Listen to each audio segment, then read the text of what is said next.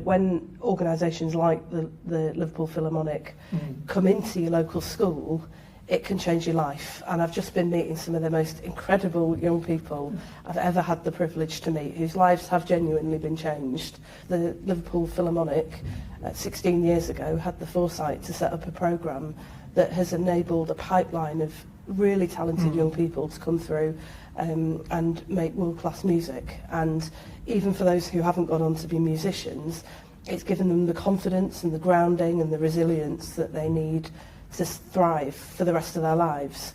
I want every child to have those opportunities, so we're reviewing the curriculum to put it right back at the centre so that it's no longer just the preserve of a privileged few, but that every child has the chance to live a richer, larger life. At this conference, I'll be announcing that we're investing 25 million in this city region to support their ambitions. Culture isn't just a kind of, it's not an add-on, it's not a kind of a thrill, if you like. It is actually essential.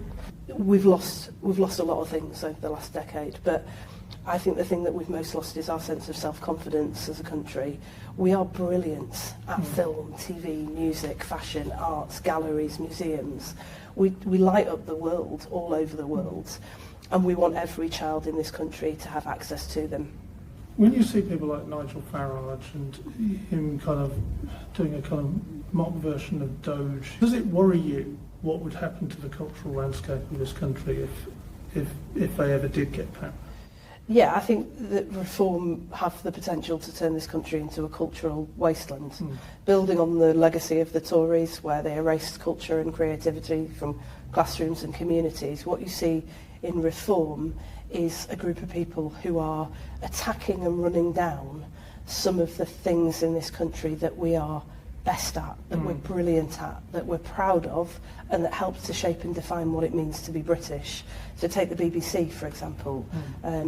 Arts, culture, creativity, museums, galleries, all of these things have become weapons in their culture war. There is a reason behind it, and it's that they're trying to tear down those brilliant places, spaces, institutions that help us to succeed as a nation. I think there is something quite fundamentally anti-patriotic about it. I think what Reform tried to do is to try to define what it is to be British, what it is to be patriotic, whereas what we do in Labour is celebrate not what we say people have to be, but what people can be. One last question.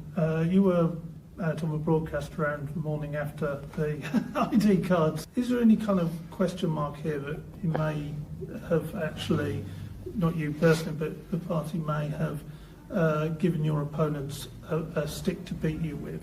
When I was doing question time on Thursday, I always go and have a chat with the audience afterwards, and one of the Reform voters from the last general election said to me, although I didn't agree with everything that you were saying, I really felt you were trying to solve the problems, unlike other people on that panel. That's why we're announcing things like digital ID, the returns agreement with France, the speeding up of the processing of asylum claims.